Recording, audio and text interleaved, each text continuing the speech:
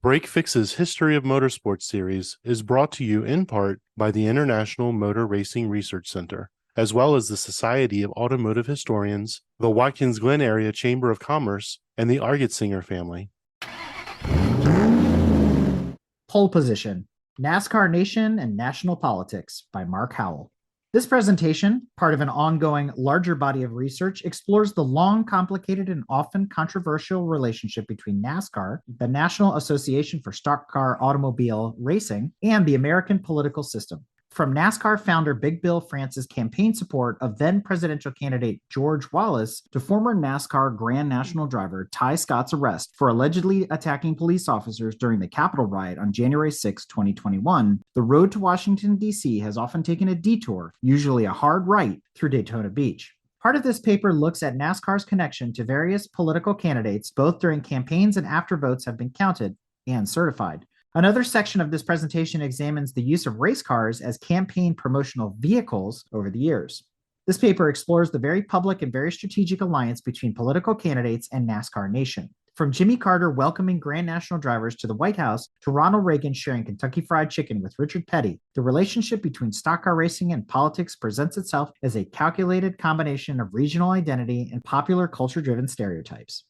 Dr. Mark D. Howell has been involved with motorsports his entire life. He earned a BA in English in 1987 and an MA in American Studies in 1990 from Penn State, then earned a PhD in American Culture Studies from Bowling Green State University in 1995. His dissertation evolved into From Moonshine to Madison Avenue, a cultural history of the NASCAR Winston Cup Series, which was published in 1997. In 2014, Dr. Howell co-edited with Dr. John Miller of Longwood University, Motorsports and American Culture, from demolition derbies to NASCAR.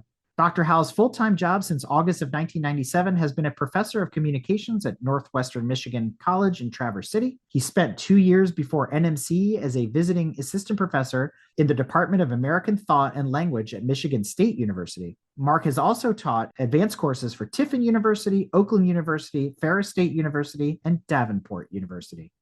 There are two events that prompted today's presentation. The first was back in October of 2021 when Brandon Brown, a young NASCAR Xfinity Series driver, won his first career race at Talladega Superspeedway in Alabama. NBC's Kelly Stavast was interviewing Brown trackside on live television when nearby fans began a very loud, very profane chant about President Joe Biden. Stavast, trying to shift the narrative, told viewers the crowd was actually shouting, "Let's go Brandon," in celebration of Brown's inaugural career win. Within days, all sorts of MAGA-marketed Let's Go Brandon merchandise appeared, from shirts and decals to flags and yard signs. The derogatory slogan embarrassed both Brown and NASCAR executives, all of whom publicly distanced themselves from the explicit chant that spread quickly among Trump's faithful followers. The second was just this past June when I learned that a friend of mine, a gentleman I've known for almost 30 years, former NASCAR Cup Series driver Ty Scott. Ty drove during the mid-1970s through the late 1970s for Walter Ballard, who sadly, Walter just passed away last weekend. But Ty was arrested for his involvement in the January 6th attack on the United States Capitol. Ty and his son were both formally charged with assaulting and injuring police officers. These events prompted me to explore the relationship between NASCAR Nation and national politics. We can spend the rest of our lives debating current events or talking about political science, but my focus here is on the role that NASCAR has played in the evolution of nationally recognized political ideologies. American society can be a bit guarded when it comes to the federal government. People are sometimes suspicious of big, in quotation marks, government oversight and excessive taxation, an attitude that's commonly linked to a politically conservative mindset, as one might see within the Republican Party, let's say. It's very much a hands-off or laissez-faire philosophy, an attitude driven by America's sociocultural history. The unique relationship between American politics and motorsports originates from this traditional value we commonly call rugged individualism or self-reliance. As I suggested in my first book, the origins of stock car racing were closely tied to the heavily agrarian economies of the American Mid-Atlantic and Southeast. Scots-Irish immigrants brought to America their practice of fermenting and distilling grass crops like barley, rye, and corn into forms that were easier to preserve, transport, and store. These alcoholic byproducts could also be used to barter for goods and services.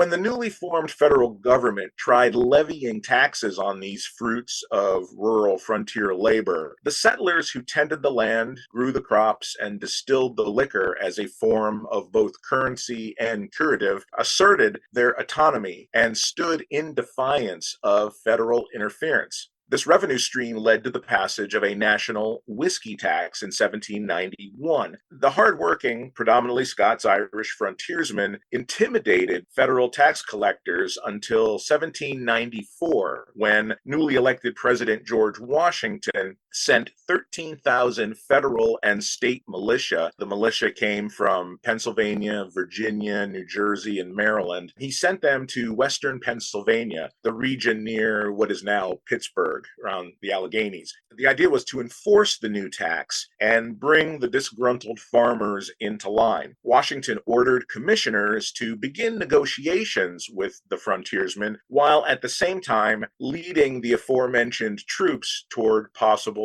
confrontation. The Whiskey Rebellion played a role in the ongoing formation of political parties in the United States, but it also reflected the qualities of rugged individualism or self-reliance that eventually brought us to the high-banked asphalt at Daytona International Speedway. It was hardscrabble subsistence farming that sustained the frontier tradition of fermenting and distilling grass crops. Throughout Appalachia, the primary crop turned into liquid currency was corn, with corn mash, sugar, water, a heat source, and the proper equipment. People throughout the American South could provide for their communities by, once again, standing in defiance of federal legislation. The cottage industries of moonshining and bootlegging grew from the public's disdain for the 18th Amendment, which was intended to control the manufacture, transportation, and sale of alcohol, with an emphasis on federal taxation. This disdain sustained the rebellious attitudes and activities that eventually caught the attention of the Bureau of Alcohol, Tobacco, and Firearms. Now, from a folkloristic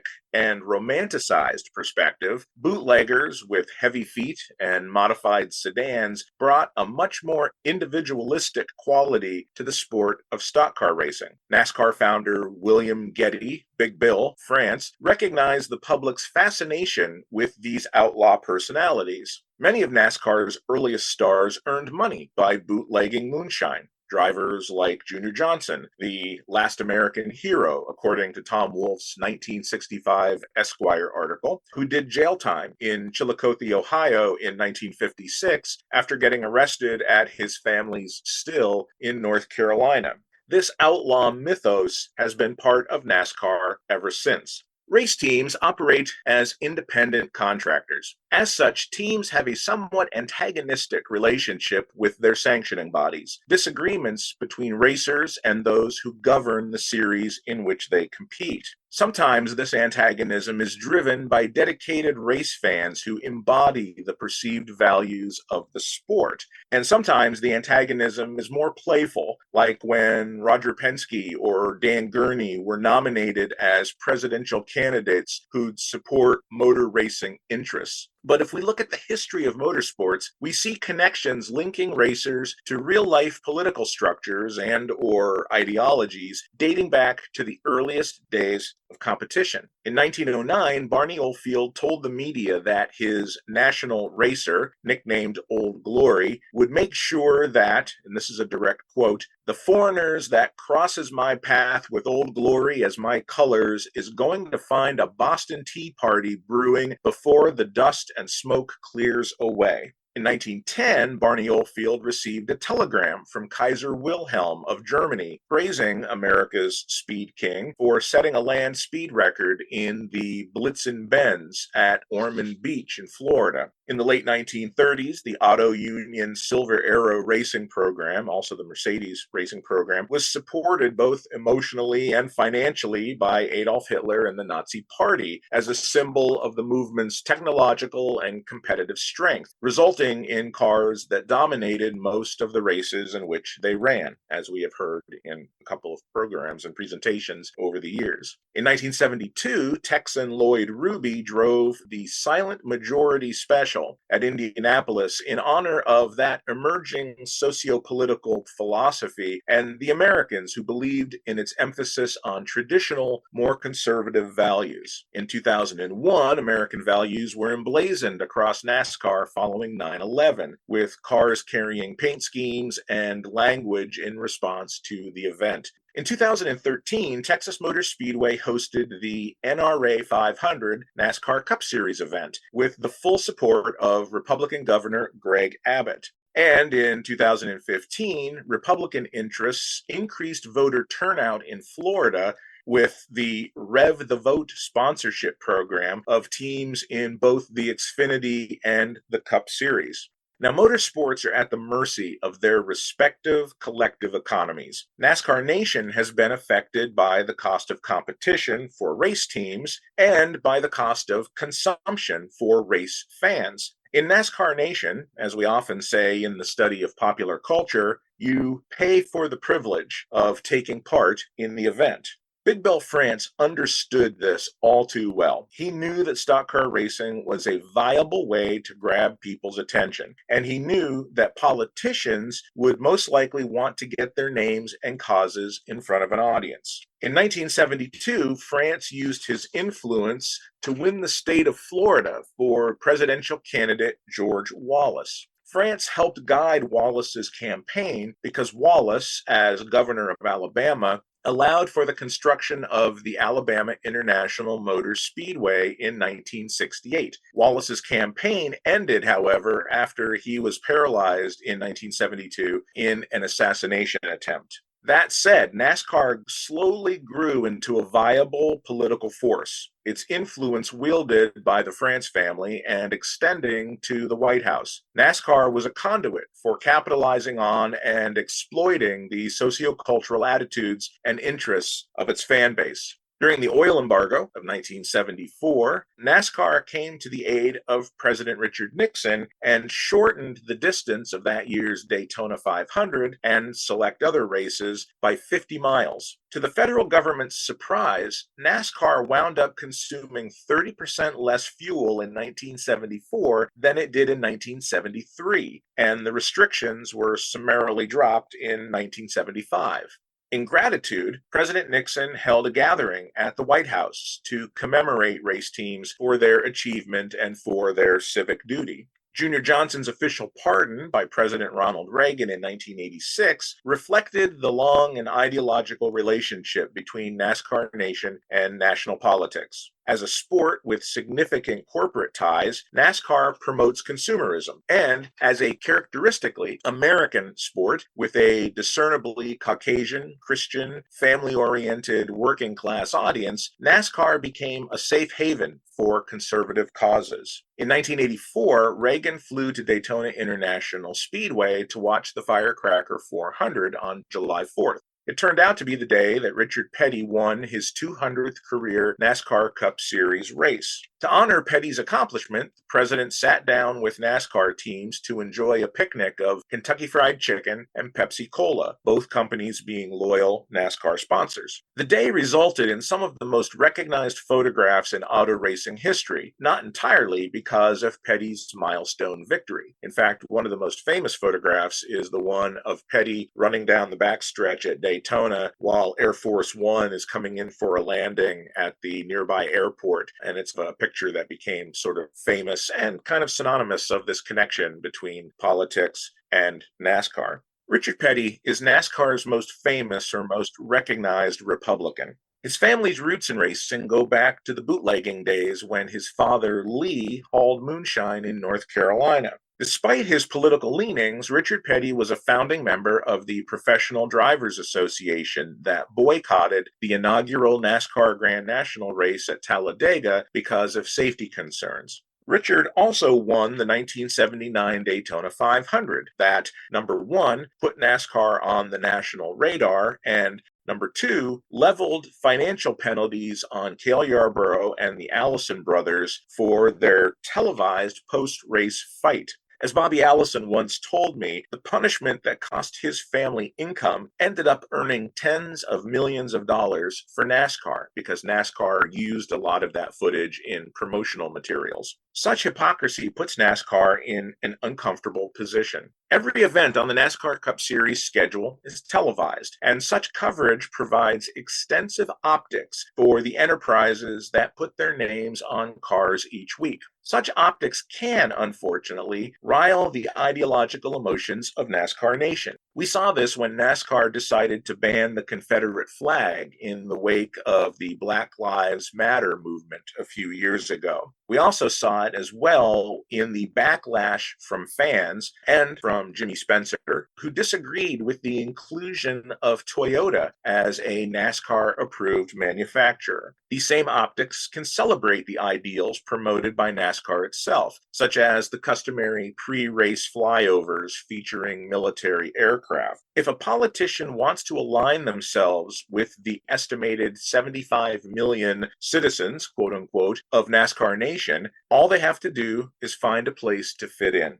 Georgia Governor Jimmy Carter was a friend of stock car racing. As president in 1978, Carter invited NASCAR stars and cars to the White House, despite him holding a Mideast peace summit at Camp David when NASCAR came calling. That didn't matter because it was First Lady Rosalind Carter who took charge and made Cale Yarborough and David Pearson and Benny Parsons and car owner Bud Moore, among others, feel at home. Democratic politicians like Jimmy Carter recognized the influence of NASCAR, but responses from fans have been a blend of apathy and anger. When Bill Clinton was running for president in 1992, he was booed by fans at Darlington Speedway in South Carolina. Despite this, several less vocal attendees, including NASCAR team members and drivers, according to South Carolina news writer Kathleen Decker, believed that Clinton would indeed make a good president.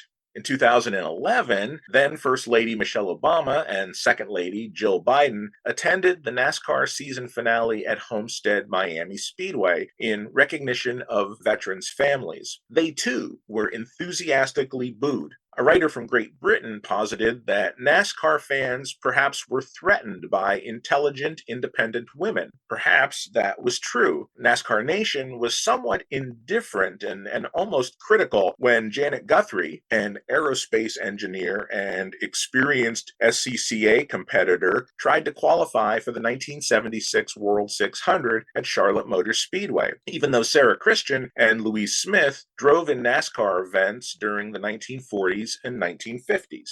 In 2004, I did a radio show with NASCAR executive Herb Branham and Sears Point Raceway president at the time, Steve Page, regarding this phenomenon called NASCAR dads, the term coined by political pollster Celinda Lake in response to swing voting soccer moms who were part of our popular culture at the time. President George W. Bush was campaigning for re-election and looking to connect with voters. Of the two major sporting events he could attend that February, either the Super Bowl or the Daytona 500, he opted for Daytona. His decision was politically motivated. Fan favorite Dale Earnhardt Jr. had financial support from the National Guard, and the United States was at war in the Middle East. Public radio listeners in the Pacific Northwest openly criticized the NASCAR National Guard relationship, yet no one mentioned President Bush's very visible campaign visit to the Daytona 500. And Jimmy Carter was not the only Democratic president to host NASCAR at the White House. Barack Obama had Cup Series champions Jimmy Johnson, Kevin Harvick, Brad Keselowski, and Kyle Busch to Washington during his time in office. And visits to the White House during that time included drivers like Clint Bowyer, Denny Hamlin, and four-time NASCAR Cup Series champion Jeff Gordon. At a rally in Georgia in 2016, then NASCAR CEO Brian France enthusiastically endorsed GOP presidential candidate Donald Trump, who stood next to drivers Mark Martin, Ryan Newman, Bill Elliott, and Bill's son Chase. Each driver made a brief, rather generic stump speech, and it was widely speculated throughout the racing community that the drivers were actually ordered by NASCAR executives to make an appearance. It was clear to the Republican Party that Donald Trump's road to the White House went straight through NASCAR Nation. Teams signed deals to promote Trump on cars in all three of the Touring Series.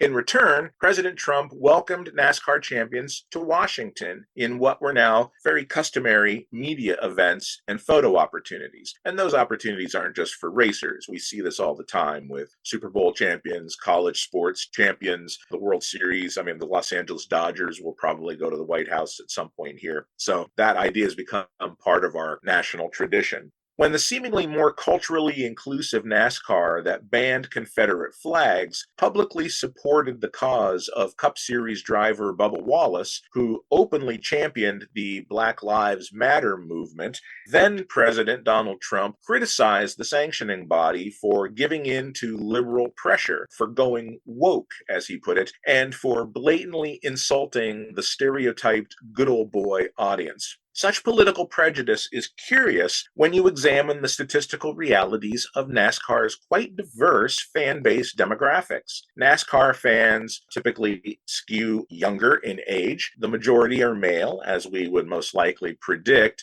but 44% live in urban environments. Half have gone to college at least for some time. The average income is pretty healthy, $72,000. And notice that the fastest growing demographics are African Americans and Hispanics. So the idea of NASCAR being that good old boy sport that is changing as our culture changes. More importantly, NASCAR Nation is revered for fan loyalty to sponsors, as we know. The sport consistently ranks number one among all other professional sports. In 2020, Donald Trump became the second sitting president in history to attend the Daytona 500. And this past May, he attended the World 600 Cup Series race at Charlotte Motor Speedway as the guest of car owner Richard Childress, who then hosted a political rally for Trump in the Charlotte area. Trump's running mate, J.D. Vance, attended the Cup Series event at the Charlotte Roval. He was a special guest at the drivers' meeting. He got to spend time with Richard and Kyle Petty, and he left 9 laps into the postseason elimination race. NASCAR has wrestled with sociopolitical ideologies throughout its 76-year history. The days of Johnny Reb at Darlington, South Carolina, eventually gave way to an open expression of national identity. Today's NASCAR is now currently facing a federal antitrust lawsuit brought on by a Cup Series team owner who is also one of the most famous and beloved African-American athletes of all time. This is the liminal space NASCAR occupies in 2024. A space where the sport's current fan base reflects a growing and changing diverse and inclusive society, while the sport itself reflects on its sociocultural heritage and tries to balance its relationship to national politics with the evolving opinions and attitudes of its fans. And with that, I thank you for your time and your attention. Mark is always very interesting and obviously very appropriate. Are there any Democrats that drive in NASCAR? Not that I have seen or come across. I'm sure there are people, and I guess that there are folks who have liberal sensibilities, but for them to come out publicly and to admit that, I think in some cases might be not career suicide, but at least career possibly damaging. And again, it has to do with that. Who are you as the individual? Are you part of this team and what they espouse, or do you stand out for yourself? I'm guessing probably Bubba Wallace, the most liberal of the drivers, and whether some of the guys in his posse, I mean, you've got Ryan Blaney and some of the younger drivers there, Chase Elliott, I don't know where they would skew. And that goes back to the idea of the rally in Georgia. Bill Elliott and Chase were there because they're state superstars, but I think there was some question as to just how devoted Chase was to the cause. If you look at photographs of him speaking at that event, he looks like he'd rather be getting a root canal. But I'm not sure. I can't say for sure. How much more exploration do you think we should be taking in this ideological? We tend to be focused on, I know Paul Bax has done with fascism, Uli Guy has done with the National Socialists in Germany. When I first saw this topic, it was like, how much has there really been done on this? This seemed like a very unique approach you're taking. Just from the American standpoint, this idea of self-reliance, those of us who teach literature, we kind of lump that into Ralph Waldo Emerson and all of his addresses about self-reliance. But, you can go back to de Tocqueville, you can go back to those very early days of the new country, the emerging country of the United States. And you see that idea. Well, one of the things de Tocqueville wrote about was seeing this independent spirit. Americans didn't have to answer to a king. They didn't have to answer really to anybody. And that's kind of where that thread became part of our collective fabric, I think. There's really not a lot that's been done looking at this connection. There's more work to be done, certainly. With the push for electric cars in motorsports, I know the NHRA has attempted it. I believe they've tested some out in NASCAR, but I think that's another issue that could clearly divide the country, because one side is really pushing it with a close deadline and the other side is more relaxed, going with the person's choice. So how do you feel that'll come down in the future? That's a good observation to make, because the next gen car, which is the direct descendant of the car of tomorrow, the next gen car has been designed to contain regenerative equipment. The idea that they could make those cars hybrids very easily. They have the room under the hood and around the chassis to put that regenerative equipment. NASCAR tested an electric vehicle out at Chicago during the summer. Again, it was all about optics. It was getting that particular car in front of an urban, probably a little more liberal audience. And I think the fan feedback was pretty exciting, but that's going to be a direct sort of assault to those traditional sensibilities of the internal combustion motor, fossil fuels, the roots of what made automobiling.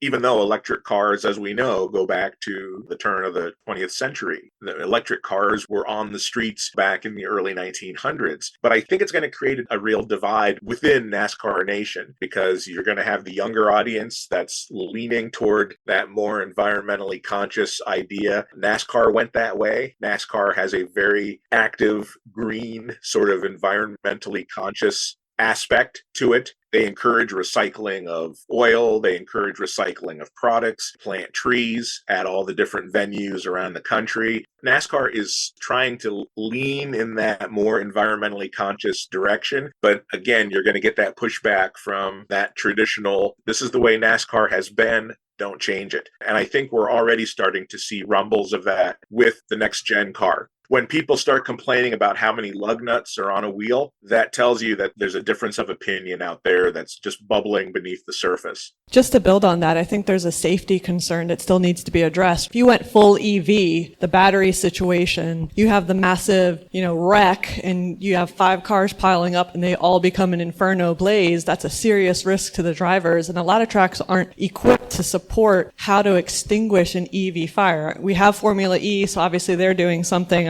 I don't know enough about what's going on in that realm and how they address incidents and crashes. I think something like Formula Series tends to wreck a little less spectacularly than NASCAR does. So I don't know if we're there yet to go full EV. Maybe there is that middle ground of hybrid where you have both and you have less risk to the drivers, to the track, to the vehicles themselves. Yeah, just the idea of how to deal with an accident with an EV. Rescue crews wouldn't be able to necessarily use the jaws of life because there have been cases where the jaws of life can actually risks of electrocution. Emergency crews have to learn specifically how to deal with EV incidents. And I hate to say it, from the optics perspective, 2 or 3 EVs colliding at Talladega will not have the same kind of, pardon the language here, explosive effect of cars that are running internal combustion gasoline powered motors. We see all those photographs of the cars that are on fire and sliding down the wall and down the banking. That's not going to be as readily visible with an EV. There are so many different factors playing into that, but the culture is going that way. It's something that NASCAR is going to have to confront here seriously very soon. I just like the sound of 40 V8 motors going around Talladega.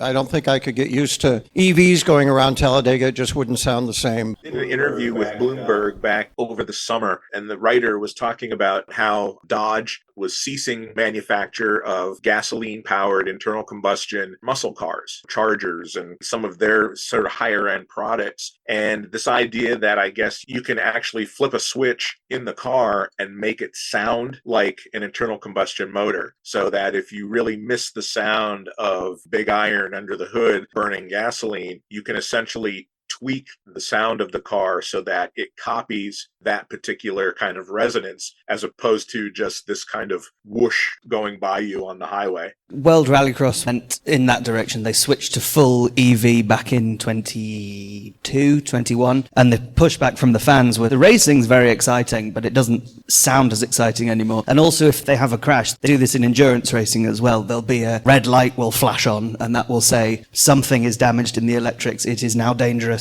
This car must stop immediately. But based on what you were saying about cultures going EV way and so on and so forth, would you argue that NASCAR pushes society forward, or does it more react to what's going on? There's that push and pull of tradition. You get those fans who don't want anything to change. They want the NASCAR of 1960, 1970 to be the NASCAR of 2025. And that's just not going to be the case. And what some fans tend to forget is that those good old days weren't really all that good. I mean, when you had races where the winning driver was 1 or 2 laps ahead of the second place driver, that's what people are saying, we want that kind of racing. Well, I don't think they do. You're not going to see finishes like that where you have a car that's a lap ahead of everybody else on the evening news or on ESPN Sports Center. You're going to see the photo finishes where you've got 3 cars crossing the line within literally inches of each other. That's where the excitement comes in. And that's where a lot of new fans are becoming interested in the sport. But it's that old traditional guard, that kind of old school NASCAR nation. They don't want the new technology. They don't want the new rules. People have been complaining about this playoff system and you got to win to get in and it's all about points. That wasn't like it used to be. Yeah, well, it used to be that Dale Earnhardt would win the national championship 2 weeks before the last race of the season. So I guess it becomes this idea of how do you define what good competition is? How do you define what excitement is? And that changes with our culture. We become desensitized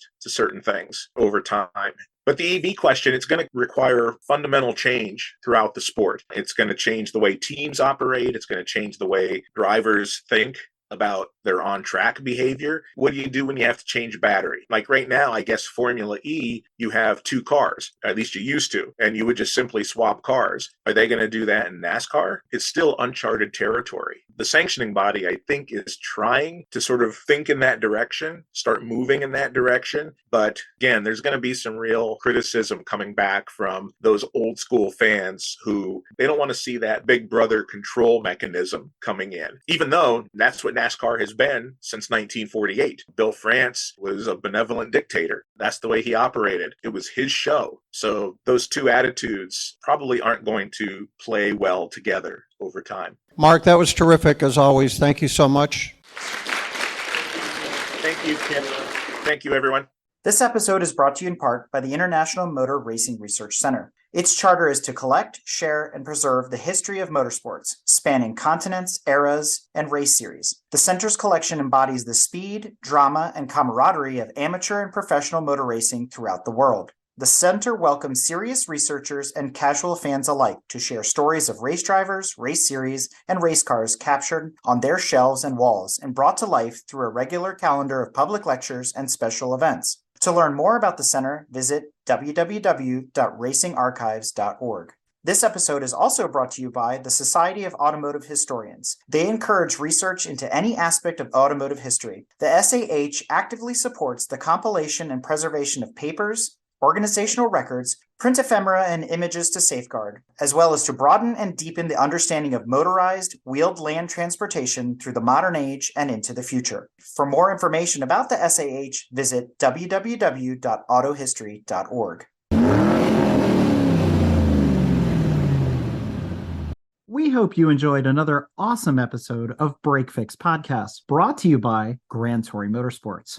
If you'd like to be a guest on the show or get involved, be sure to follow us on all social media platforms at Grand Touring Motorsports. And if you'd like to learn more about the content of this episode, be sure to check out the follow-on article at gtmotorsports.org. We remain a commercial-free and no annual fees organization through our sponsors, but also through the generous support of our fans, families, and friends through Patreon. For as little as $2.50 a month, you can get access to more behind-the-scenes action, additional pit stop minisodes, and other VIP goodies, as well as keeping our team of creators fed on their strict diet of Fig Newtons, gummy bears, and Monster. So consider signing up for Patreon today at www.patreon.com/GT Motorsports. And remember, without you, none of this would be possible.